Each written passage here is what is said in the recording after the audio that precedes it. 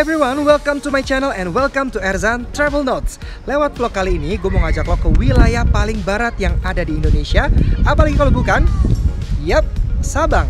Nah, sebelum ke Sabang, gue juga mau ngajak lo untuk ikut proses perjalanannya. Mulai dari kota Medan, Banda Aceh, sampai akhirnya gue tiba di titik 0 km wilayah Indonesia. So you better watch this video and this is Erzan Travel Notes. Kita mau pergi ke Aceh, ke Banda Aceh, pakai bus Sempati Star. Nah, ini dia busnya, kita lihat. Ternyata busnya Hello Kitty. Tingginya Hello Kitty. Ntar kita lihat ya dalamnya kayak gimana. Sebenarnya ada banyak banget pilihan vendor bus ke Aceh. Tapi karena gue lumayan mepet bookingnya dan seatnya terbatas selama masa PSBB, jadi gue cuma bisa dapetin bus ini. Ya, jadi inilah dia busnya. Interiornya tadi udah bisa lo lihat dengan reclining seat juga. Dan kita lihat lagi di depan tempat gue duduk ini ada TV-nya. Kita nggak tahu dinyalain nanti isinya apa. Apakah channel-channel seperti di Garuda Indonesia atau seperti di Batik Air. Ini sibuk sekali dari tadi nyemprot-nyemprot ya. Edisi pandemi memang seperti ini ya guys, harus sering-sering aware terhadap kebersihan diri dan di sekitar.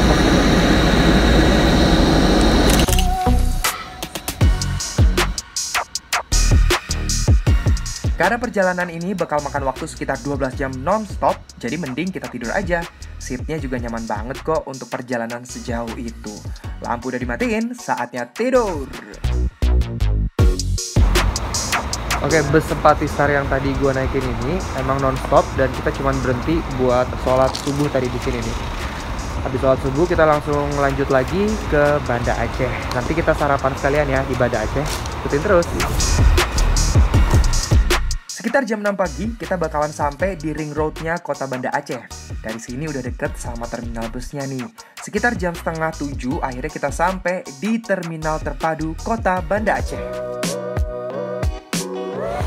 Oke, sekarang gue udah sampai di terminal Batok, kota Banda Aceh. Dan abis ini gue mau sedikit review nih tentang bus yang tadi gue naikin, yaitu Sempati Star non-stop. Nah, kalau dari interiornya, bisa lo lihat di video ini nih. Jadi memang seatnya itu bener-bener PW banget kalau menurut gue. Kenapa? Karena dia tuh bentuknya kayak gini, yang badan kita tuh bener-bener dipres sama si kanan kirinya si seatnya. Terus itu tuh yang ngebikin badan kita jadi lebih relax gitu saat kita tidur di dalam busnya. Dan yang bikin gue amaze-nya adalah si busnya ini tuh gak kerasa ada guncangan atau gimana pas lagi jalan pun. Kalau lagi jalan di jalanan mulus, itu bener-bener mulus banget kerasanya, smooth. Terus kalaupun ada guncangan, nggak terlalu berasa. Mungkin karena efek si bangkunya yang memang membuat kita juga jadi lebih nyaman itu. Nah, pokoknya menurut gue Sempati Star yang non-stop ini cukup recommended untuk digunakan perjalanan jarak jauh. Karena bener-bener PW banget. Dan gue nggak ngerasa sama sekali nyesel sih kalaupun naik si Sempati Star ini, karena bener-bener yang kayak ya udah selama 12 jam perjalanan, hampir 12 jam perjalanan itu gue bener-bener bisa tidur nyenyak banget dan sampai di Banda Aceh dengan wajah yang fresh. Kita lanjut lagi perjalanan ke arah pelabuhan, tapi sebelumnya gue bakal ajak lo mampir dulu nih buat sarapan. Oh iya, di sini kebetulan gue dijemput sama teman SMP gue namanya Cut Nurul Hayati. Kebetulan emang dia warlock sini alias warga lokal. Cut, hai Cut. Hai. Cut ini orang asli sini, Aceh. Gimana Cut di Aceh sekarang kondisinya? Aman sih, kayak di daerah Indonesia yang lain. Oke.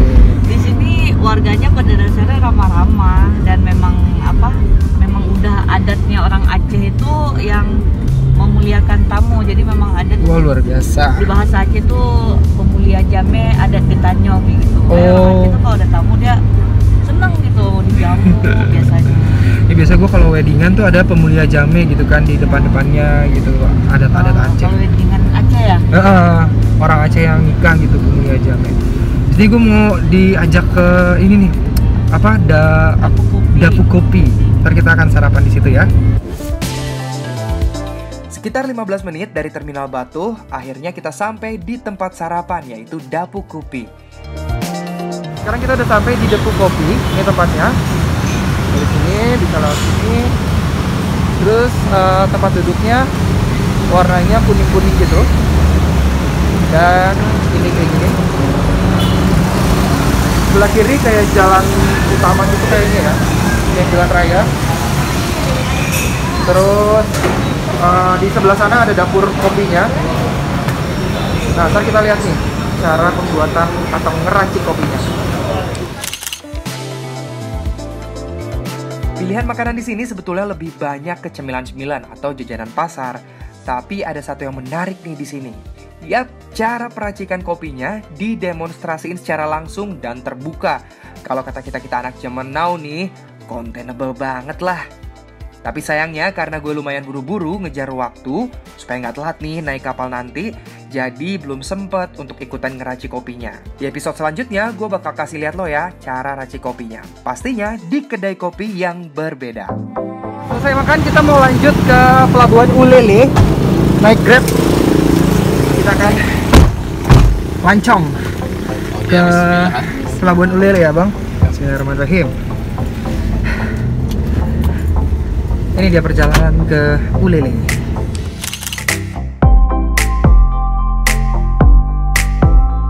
Mungkin kita semua punya pikiran yang sama kalau dengar Banda Aceh identik dengan musibah tsunami di tahun 2004 lalu. Seiring berjalannya waktu, kota Banda Aceh udah mulai dibenahi. Dan bisa lo lihat sendiri nih, bangunan-bangunan serta jalannya cukup rapi ya.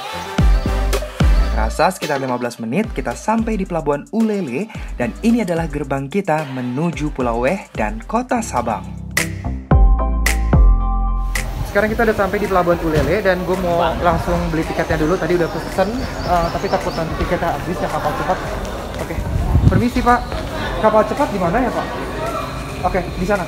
Makasih. Ayo kita ke loket kapal cepatnya.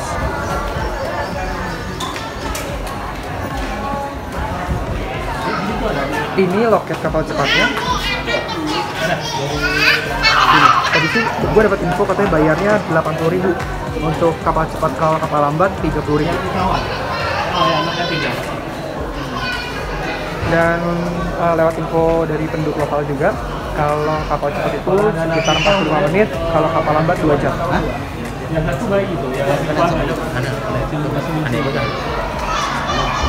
Kalau di sini sih kelihatannya bisa bayar pakai ini ya. Coba bayar pakai uang elektronik nih. Geng, jadi hari ini gue ketemu sama geng Air Asia Unlimited. Iya dong. Air Asia, Thank you, aku jadi bisa keliling Indonesia. Dari Pelabuhan Ulele ke Sabang ada 3 jenis kapal yang bisa lo pilih. Yang paling cepat, Bahari Express, sama kayak yang gue naikin sekarang nih. Tapi kelemahannya cuma bisa mengangkut penumpang aja, gak bisa bawa kendaraan. Masuk ke Bahari Express, di sini ada perbedaan kelas dari yang ekonomi, VIP, dan juga VVIP. Kalau gue dan Dinda sih pilih ekonomi aja. Buat lo yang takut kepanasan, tenang, ekonominya ada AC-nya kok. Terus seatnya juga cukup banyak. Selain area indoor, lo juga bisa main-main ke area outdoornya. Buat lo yang suka cari udara segar, better duduk di luar aja. Tapi awas, kalau kelamaan nanti masuk angin loh. Nah, ini dia nih bentukan pelabuhannya Pulau Weh, tempat di mana kota Sabang berdiri. Sekarang gue udah sampai di Pelabuhan Balohan Sabang. Habis ini gue akan cari sewa motor yang bisa bawa gue keliling-keliling kota Sabang. Pas pertama injekin kaki di sini, pelabuhannya bisa dibilang cukup rapi dan gak padat sama sekali kok. Salah satu enaknya traveling unplanned itu, kita ketemu teman-teman baru nih dari tim Unlimited Pass Asia. Kita udah dapat sewa motor, tadi langsung dibookingin sama teman-teman dari geng Unlimited Asia. Di tangan dulu geng, jangan lupa jaga kebersihan, protokol kesehatan.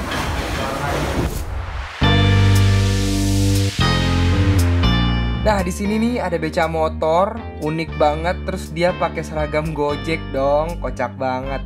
Dan selain itu juga ada sepeda motor, ada mobil juga, mobil sewaan sebagai kendaraan kita buat berlibur atau explore Pulau Weh ini. Mungkin sebenarnya ada aja kali ya omprengan, tapi gue belum cari tahu lagi. Jadi yang paling tepat kali ini gue sewa motor aja. Nah, ini dia nih motor sewaan kita. Lumayan hitungan sewanya per 24 jam. Jadi gue sewa 2 kali 24 jam dengan total biaya Rp160.000. Yang paling ribet adalah positioning. Ini banyak banget barang bawaan kita. Karena kalian bawa koper tapi nggak tahu diri gitu, naiknya naik motor. Ya nggak apa-apa ya, itu namanya petualang jiwa-jiwanya. Kita nggak boleh mengalah pada keadaan.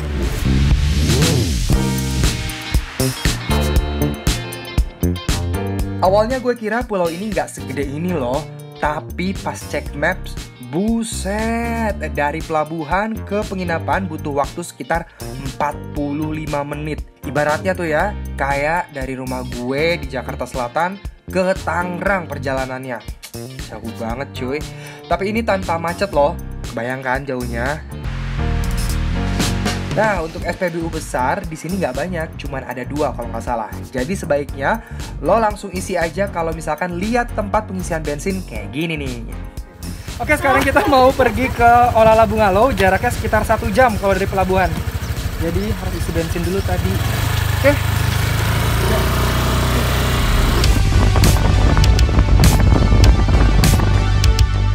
Penginapan gue tempatnya di garis pantai Ibu, seberang Pulau Rubiah. Meskipun perjalanannya masih jauh, tapi semua cukup kebayar sama pemandangan di sini yang masih super hijau dan segar. Jalan raya di sini pun cukup besar dan rapi, cuma tantangannya agak sedikit berkelok aja. Setelah hampir 1 jam, akhirnya kita sampai di parkiran Olala Bungalow. Oke, sekarang kita udah sampai di Olala Bungalow. Dari parkiran sih kayaknya maju ke dalam lagi, tapi nggak tahu majunya berapa meter. Kalau dari, nah ini ternyata ada jalanannya, udah dicor, entah dicor apa di semen doang nih. Pokoknya yang jelas gini lah kondisi jalannya. Di sini juga ada kafe dan juga resto, jadi buat cari makan nggak usah takut kesusahan. Terima kasih. Iya. Terima kasih. 500.000 untuk 2 malam.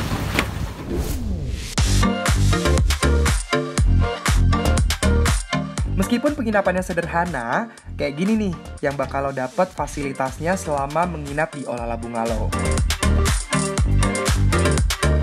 Tapi view-nya mahal banget.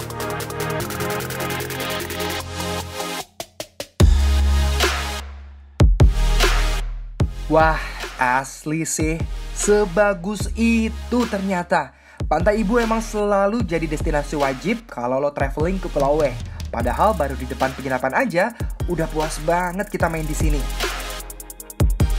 Lo bisa lihat sendiri cuy, ombaknya tenang banget, airnya juga bening banget.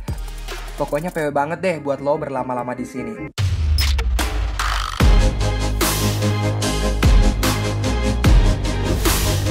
Terus juga teman-teman baru gue di sini kayak Yuni, Denny, dan juga Bang Ang, easy going banget anak-anaknya. Padahal baru ketemu udah kayak temenan lama.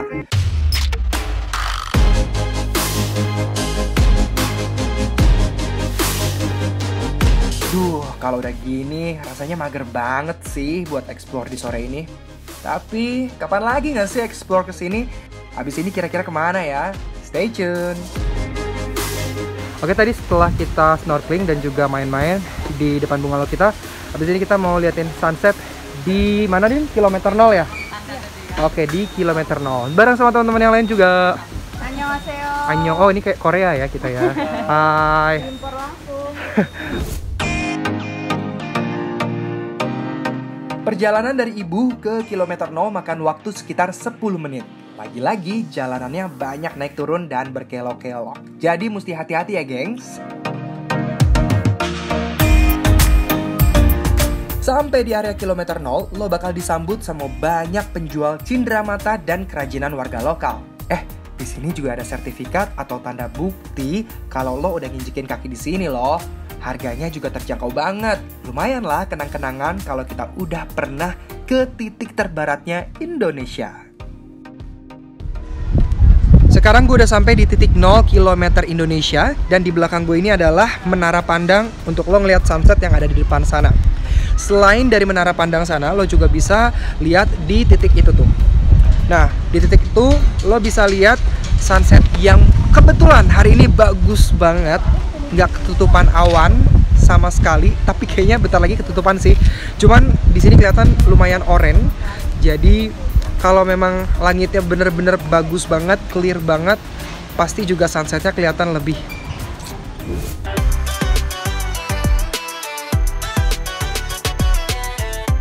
Titik kilometer 0 ini juga populer dengan sebutan Monumen Kilometer 0. Diresmiin tanggal 9 September 1997 oleh Tri Sutrisno yang pada saat itu menjabat sebagai Wakil Presiden Republik Indonesia. Tugu ini tingginya sekitar 43,6 meter di atas permukaan laut.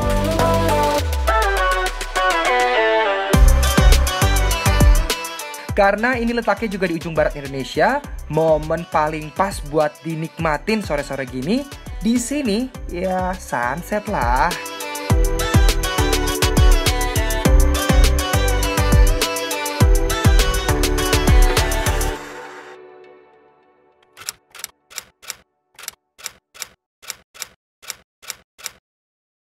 Ditekan lagi. Oke. Yang ditekan nanti keluar darahnya. Jadi tadi gue kena keramik gitu, terus udah gitu kakinya berdarah, tapi nggak ada betadine. Ternyata ini daun apa, Pak? Daun Soeharto. Daun Soeharto. Oh. Aduh, Pak Soeharto jauh-jauh amat sih ke Nah, Sabang. daunnya ini bisa buat nyembuhin luka gitu, Pak? Ya, walaupun dalam kali nggak apa-apa ya. Meskipun harus kita operasi, dijahit nggak perlu. Oh. Ini Emang asli sini daunnya atau gini? Daun Soeharto, Pak. Daun Soeharto. Dia pernah ngapain di sini? Nggak, namanya kenapa daun Soeharto, Pak? Ini, Pak, daunnya, Pak. masa Presiden dia dulu udah ada daunnya itu. Lukanya sih lumayan karena ini bagiannya ya udah apa lagi nih. Nah, Jangan Itu. dicuci lagi, jangan ya udah. dicuci. Dan habis ditetesin itu jangan dicuci, soalnya katanya biar cepat kering ya, Pak. Ya, makasih ya, Pak. pelajaran ya, guys. Yoi. Lihat-lihat. Kalau nggak ada betadine pakai daun Soeharto.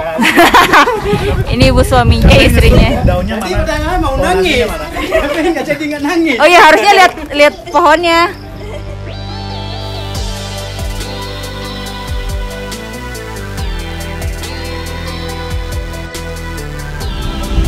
Jadi sebenarnya kita tuh tadi mau bikin sertifikat, tapi ternyata udah tutup ya, Kak ya.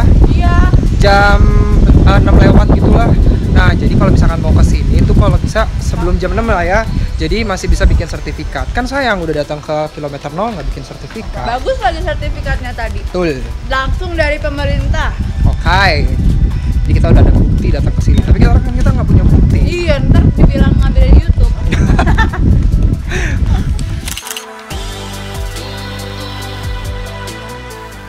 Karena udah waktunya makan malam, akhirnya kita nyari tempat makan. Sayang banget di tengah pandemi kayak gini, area yang biasa rame kalau malam jadi sepi. Setelah tadi dari kilometer 0, kita lanjut mau cari tempat makan nih. Kayak gini tempat makannya. Ini letaknya di dekat Pantai Ibu. Pilihan makanan di sini cukup banyak, gengs. Bisa nasi, bisa mie, dan macam-macam deh pokoknya. Untuk harganya sekitar 20-25 ribu per porsi. Untuk makan malam, gue pilih menu mie goreng pakai gurita. Untuk rasanya sendiri, not bad lah.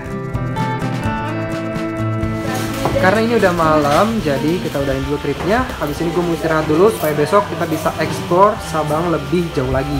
So, see you.